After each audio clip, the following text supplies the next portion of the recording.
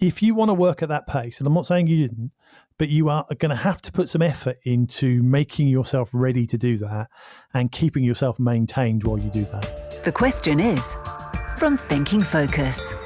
Hi, I'm Paul from Thinking Focus. Hi, I'm Richard from Thinking Focus. And the question is, do leaders have a natural strength, or are they just better at building resilience?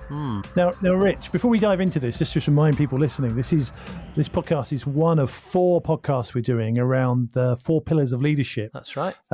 Now, if you want to know more about those 4 pillars of leadership and the sort of overarching piece, at the end of the podcast, we'll give you a link to the website and you can see some details there. But we do actually, you and I actually talk about it in quite a lot more detail in podcast 61, where we talk about the ways that leaders need to be more aware of what's happening around them. Yeah, that's right. So today we're looking at another pillar of leadership, and we're talking about resilience, aren't we? Yeah, which is a topic close to my heart. Obviously, I'm a big fan of resilience, and I do a lot of work in this area these days, particularly in the last year or so. Yeah, where people have kind of wanted to know a bit more about the topic.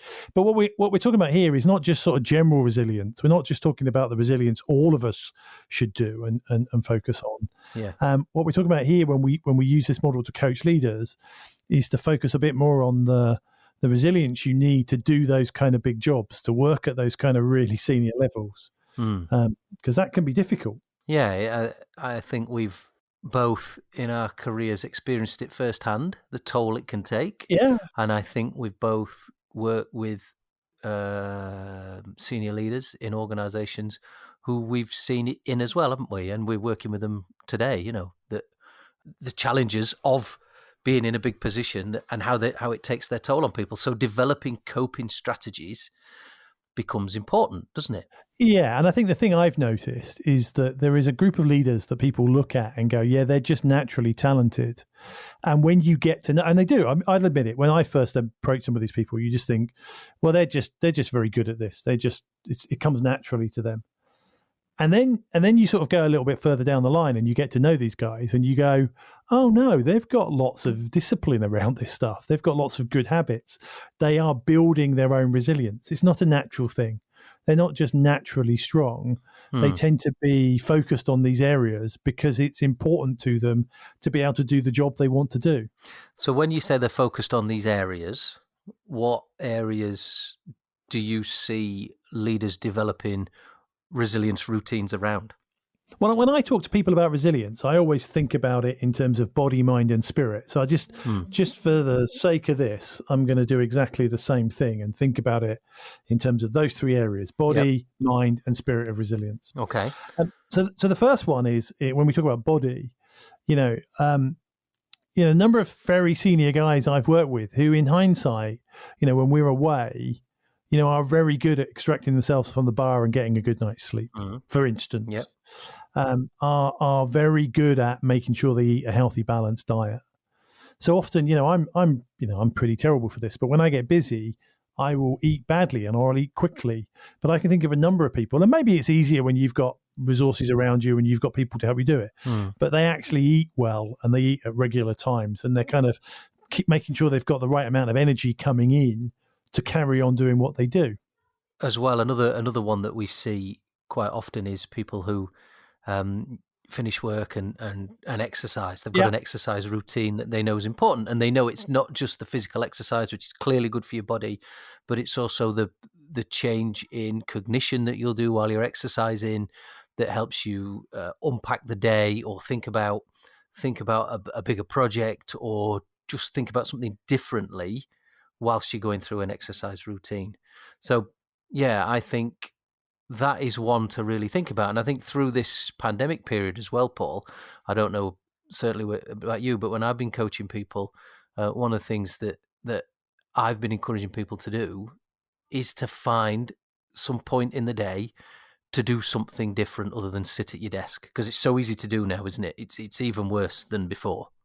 Yeah, I think so. And I think and because a lot of the kind of pre-planned stuff has disappeared, you just sit and replace that kind of session with work. So I think even, not being able to go to the gym, but even if you're not a great gym goer, walks from car parks and wandering around the shops, all of it, so much exercise stuff disappeared unless you were really focused on it. And again, I think to some of the people that we work with, some of the people who do really big jobs, we know that they're still doing the running, or they're just doing something. They're not accepting of the circumstances. They're going, these things, the way I treat myself is important to me. Enable me to do this job. Yeah. Yeah, exactly. Absolutely. Okay, so tell us a little bit about mind then. So you talked about body. Right. Let's talk a little bit about mind. So what sort of strategies do you see people having there? So I think there's two or three things that I see really successful senior people doing that I quite admire, and I'm sure there are other things. The first one is that lots of them have people to go and talk to. Now, senior leadership roles are typically quite lonely within the organisation. If you're the person at the top and everyone's looking at you, you might not be able to go and have really open and honest conversations with the people around you. Who do you talk to? Who can you trust?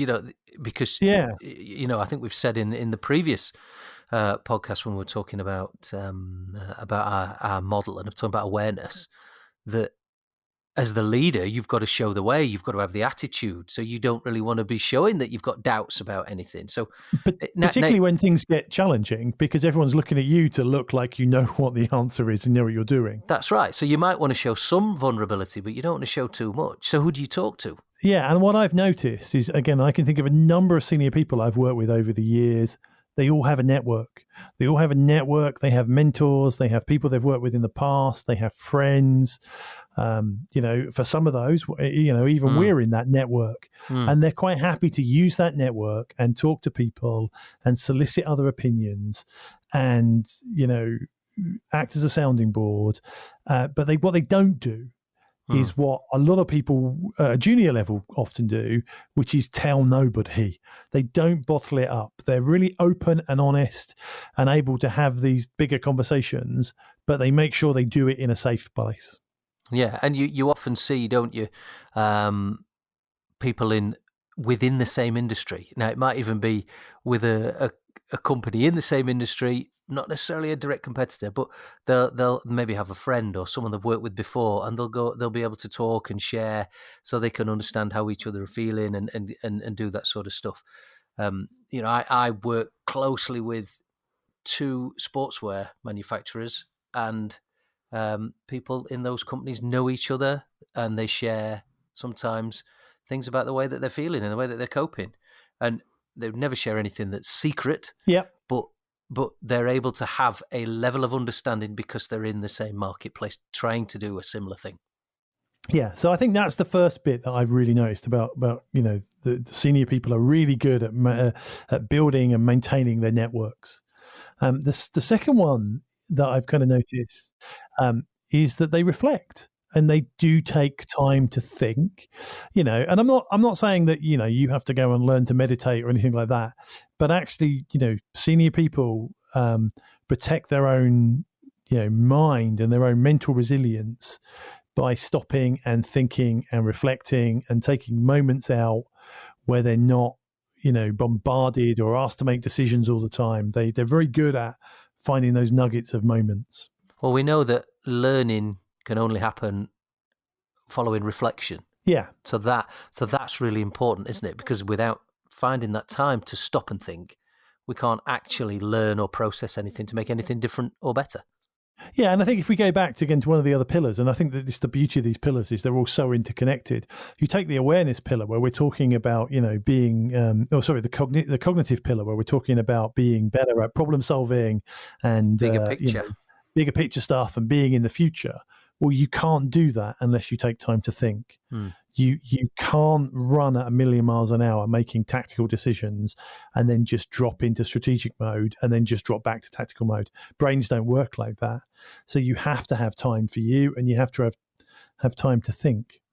Yeah, absolutely. The other area I think in the mind bit that I've kind of noticed again as a trend between a lot of the people we work with is they tend to be more realists than optimists or pessimists. They tend to go, all right, just tell me what it is, warts and all, and then I can deal with it.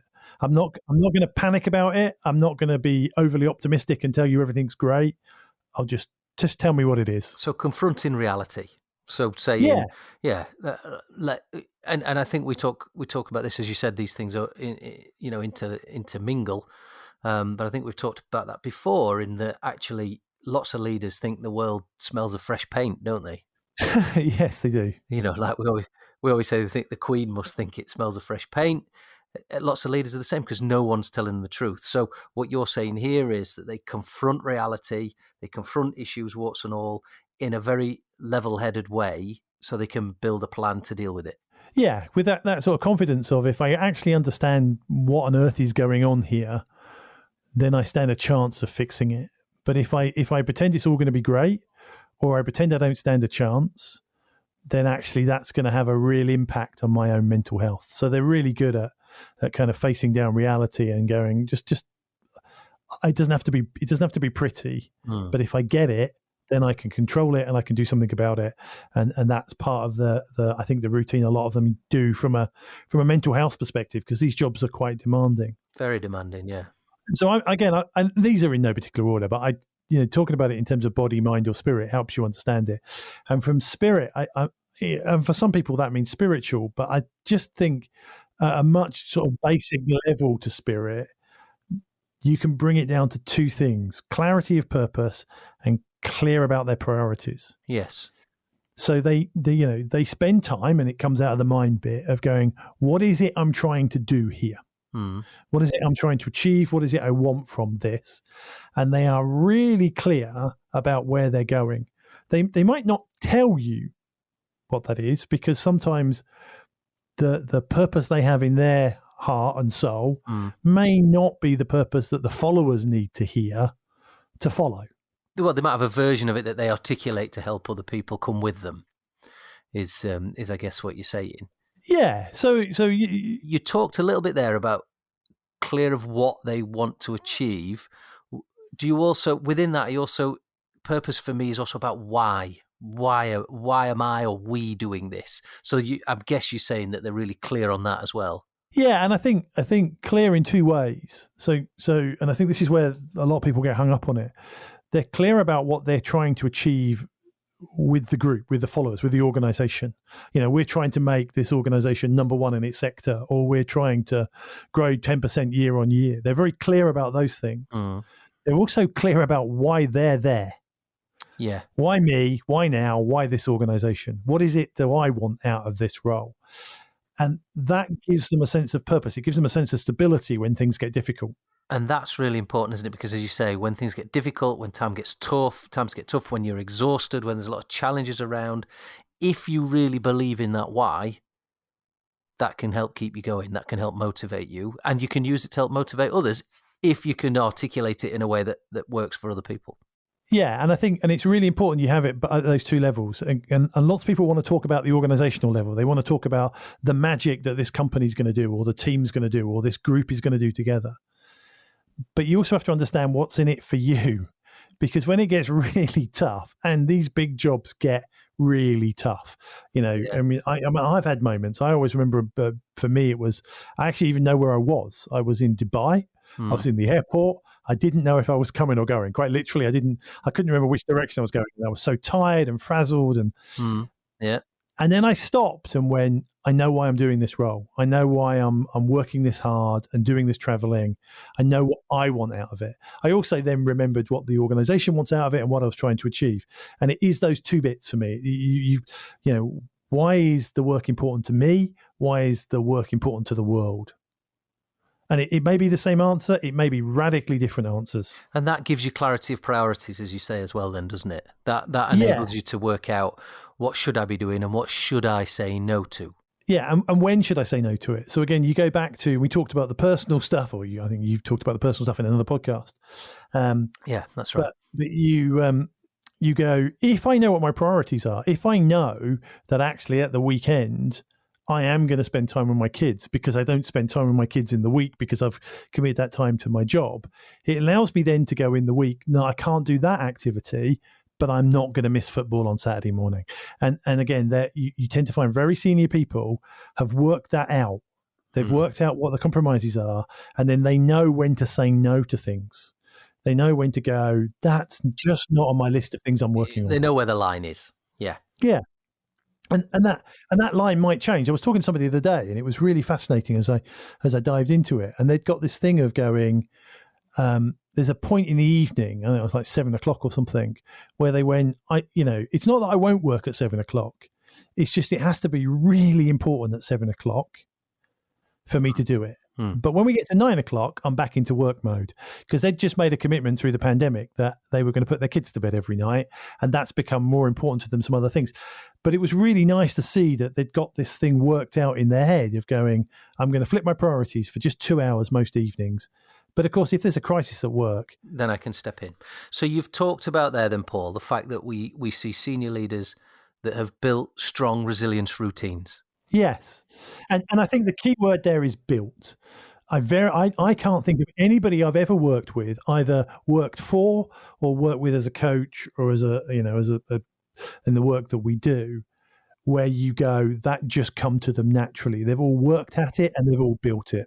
So they've worked at it, they've probably made mistakes, learned from those mistakes. But what you talked about there was thinking about that in 3 areas: in body, the way you look after your body, the way you eat, the way you sleep, the way you exercise, building routines around some or all of those.